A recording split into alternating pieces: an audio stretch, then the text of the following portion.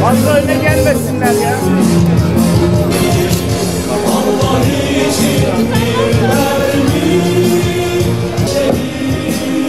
Sì, c'è sponsor.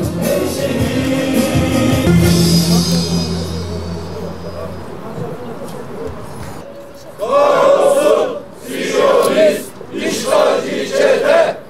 Kahrolsun Siyonist işgalci çete. Evet, uyuma, soykırıma engel ol. Evet, uyuma, soykırıma engel ol. Ulaşan çağrı, ey şehit, ey şehit. Dur de!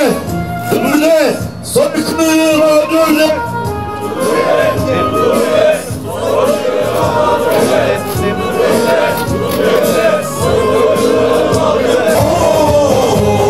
Zalimlere vur, vur, vur, vur, vur, Siyonizme vur. Engel ol. Deme, uyuma, soykırıma engel ol. Soykırıma dur de, dur de, dur de, soykırıma dur de. Katil İsrail, katil ABD. Kahrolsun küresel emperyalizm. Kahrolsun küresel emperyalizm. Deme, uyuma, soykırıma engel ol. Yaşasın küresel intifada.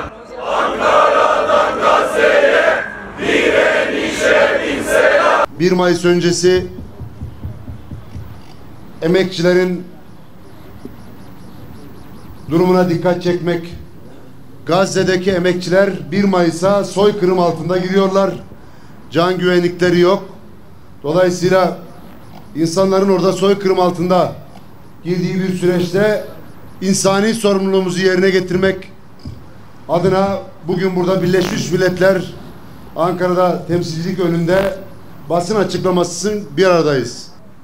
Memur Sen olarak Gazze'li emekçi kardeşlerimize dayanışmak, katledilen emekçileri anmak, insan hakkı ihlalleriyle savaş ve soykırım suçuna karşı Gazze'li mazlumlarla dayanışmamızı bir kez daha göstermek, Gazze'de yaşanan soykırıma, Filistin'de süren işgale dur demek amacıyla bugün burada BM temsilciliği önünde bir kez daha bir aradayız. Filistin toprakları 1948'den beri Siyonist İsrail'in işgali altında. Her geçen gün yerleşimci adı altında silahlı çeteler tarafından gasp edilen yerler genişletiliyor. Dünya ile bağı işgalci Siyonistlerin insafına terk edilen Gazze büyük oranda mülteci kamplarından oluşuyor artık. Biz buraya Aralık ayında da gelmiş, duyuyor musun yoksa uyuyor musun? Uyanın ve katliamı durdurun demiştik. O günden bugüne Birleşmiş Milletler soykırımı durdurmaya yönelik cılız da olsa bir somut adım atamayan aciz pozisyonunda bir kurum durumunda. O gün Gazze'de toplam 17 bin Filistinli masum katledilmiş ve 46 binden fazla masum da yaralanmıştı. Bugün ise bu rakam 2 katını geçmiş durumda. BM ve uluslararası toplum soykırımı durdurmadığı her gün bilanço daha da korkunç bir hal alıyor. Vahşetin düzeyi her geçen gün genişliyor ve dönüşüyor. 7 Ekim'den bu yana Gazze'de işgalci İsrail güçleri tarafından yapılan soykırımda yaklaşık 35 bin sivil şehit edildi. 77 bin masum yaralandı tedavi sürecinde. Katledilen Gazze'lilerden 24 binden fazlası kadın ve çocuk. Gazze'nin %70'i yerle bir oldu. Evlerin %60'ı, ticari tesislerin %80'i, okulların %90'ı yok oldu. 35 hastanenin 24'ü bombalandı, harap edildi. 11 tanesi ise kısmen çalışabiliyor. 267 ibadethane bombalandı. Su kuyularının artık %83'ü çalışamaz durumda. Vahşet o kadar büyük ki gelen haberler ve görüntüler kan donduruyor.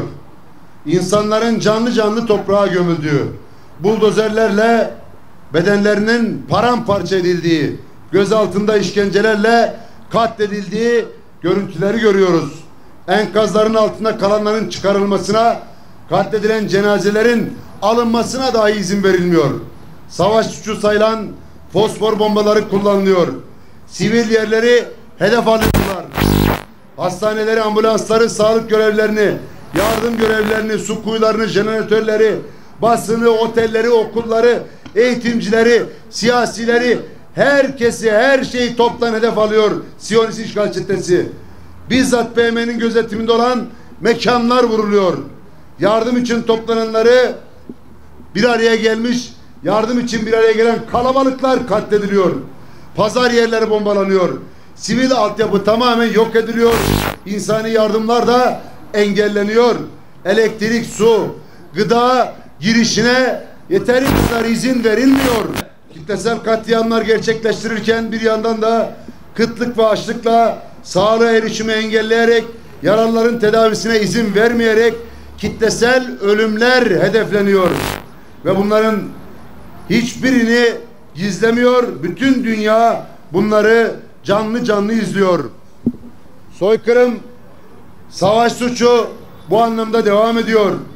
Bir devlet terör olarak örgütlenmiş yapısıyla İsrail, Gazze'de istikrar kazanmış bir şekilde insancıl hukuku ihlal etmekte, soykırım ve savaş suçlarını işlemektedir. Gerek hasta ve yaralıların vaziyetlerinin ıslahına ilişkin 1. Cenevre Sözleşmesi, harp esirlerine yapılacak muameleye ilişkin 3. Cenevre Sözleşmesi, harp zamanında sivillerin korunmasına ilişkin 4. Cenevre Sözleşmesi'ne, gerekse de ulusal, etnik, ırksal ve dinsel bir grubu kısmen ya da tamamen ortadan kaldırmak amacıyla işlenen soykırım suçunu kabul eden Birleşmiş Milletler, soykırım suçunun önlenmesi ve cezalandırılması ilişkin sözleşmeye göre İsrail savaş suçu işliyor, soykırım suçu işliyor, insanlığa karşı suç işlemeyi küstahça sürdürüyor ve bunları bütün dünyanın gözü önünde işleyerek küstahça bu anlamda meydan okuyor adeta. Onun için bir an önce oradaki soykırımın durdurulması için Birleşmiş Milletler kuruluş hareket etmeli ve bu konuda tüm şartları zorlamalıdır. Aksi takdirde insanlığın BM ve diğer uluslararası toplum oluşturan konulara dair zaten yok olmaya yüz tutmuş olan inanç ve güveni tamamen çökecek ve dünya tam bir kaosun içerisine sürüklenecektir. BM'nin sürdürülebilir kalkınma hedeflerini adeta Gazze'de sürdürülebilir katliama çeviren BM Güvenlik Konseyi'nin FETÖ'cü baronları soykırımın garantörleri olarak tarihe geçmiştir. Onun için onları da bir kez daha buradan şiddetle kınıyoruz. Biz diyoruz ki artık dünya 5'ten büyük olmak zorunda. BM Güvenlik Konseyi'nin 5'li çetesi dünya barışı için en önemli tehditlerin başında gelmektedir. Eğer BM Güvenlik Konseyi yeniden yapılandırılmazsa küresel eşkıyalık insanlığın sonunu getirecek. Dünyanın vicdanını köreldiği, güçlünün sözünün hukuku yok ettiği, çifte standartlı bütün insan hakları kavramını anlamsızlaştırdığı korkunç bir kara tabloyla karşı karşıyayız. Bu acı tabloyu değiştirmek için harekete geçmesi gereken Birleşmiş Milletler'in görevini yapmalı, Gazze'deki korkunç vahşeti, soykırımı durdurmalıdır. Filistin topraklarında sistemli bir şekilde katliamlar hep devam ede geldi. Ama artık soykırıma doğru dönüştüğü süreçten bu tarihe kadar devamlı memur sen olarak bu konuda insanlığın vicdanını dillendirmeye devam ettik ve oradaki mazlumların, masumların, sivil insanların hepsinin hukukunun korunması için meydanlarda olmayı sürdürdük. Dünyanın başkentlerinde, meydanlarında, üniversite kampüslerinde, her yerinde insanlar çığlık atarcasına Gazze'deki soykırımı durdurun çağrısı yapıyorlar. Onun için biz de bu anlamda sesimizi, sözümüzü yükseltmeye devam edecek ve Gazze'deki soykırımı unutturmayacak, bir an önce dursun diye elimizden gelen tüm gayreti göstermeyi sürdüreceğiz. Memur Sen olarak bir kez daha 1 Mayıs vesilesiyle bütün bu olan bitenleri seyretmekle yetinen BM'yi ve onun şahsında uluslararası toplumu terör devletini durdurmak konusunda somut adımlar atmaya, inisiyatif almaya, soykırımı duyurmaya çağırıyor ve 1 Mayıs'a Gazze'deki, Filistin'deki emekçiler soykırım altında giriyor diye buradan bir kez daha haykırmak için bir araya gelmiş bulundayız. Buradan Ankara'da BM önünden Gazze'ye, direnişe 1000 selam diyoruz.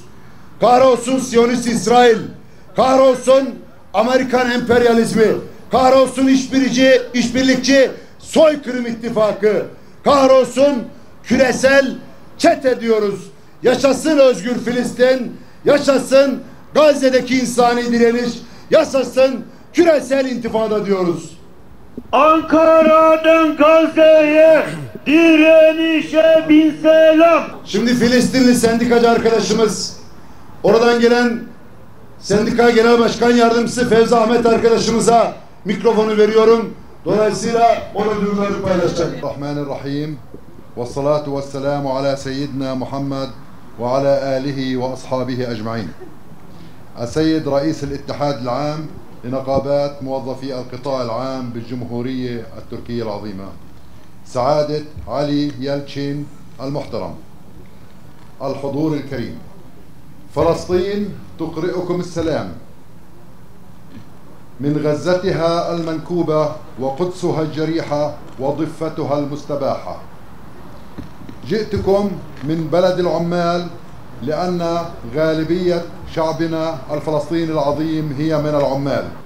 جئتكم من المكان الذي تستباح به الكرامة الإنسانية أمام مرأى ومسمع العالم أجمع.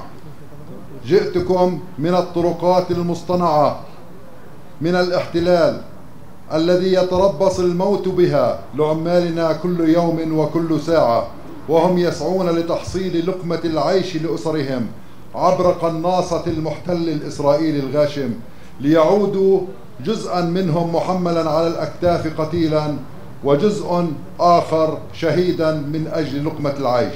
جئتكم أحمل معي ولا تفارقني صرخات واستغاثات أهلي في قطاع غزة هاشم من تحت أنقاض بيوتهم التي سواها الاحتلال بصواريخه وطائراته مع الأرض على من فيها. جئتكم من بين جموع المشردين واللاجئين والنازحين عن بيوتهم وعن قراهم وعن مدنهم لأنقل رسالتهم التي تقول أن عمال فلسطين لهذا العام ليسوا بخير أبدا. أنا هنا أحيي العمال الذين يواصلون النضال من أجل عملهم ومن أجل كرامتهم الإنسانية حتى في ظل هذه الظروف. أريد أن أقدم رسالة قوية بهذه المناسبة. عيد العمال العالمي نتمنى أن تسود العدالة العالم أجمع وأن ينصف كل العمال المقهورين ويحظوا بالعمل اللائق الذي يضمن كرامتهم وعيشهم بعيدا عن العوز والانكسار. أولهم عمال فلسطين. تحيا فلسطين حرة، يحيا يوم العمال العالمي. والسلام عليكم ورحمة الله وبركاته. Kahrolsun küresel emperyalizm. Kahrolsun küresel emperyalizm.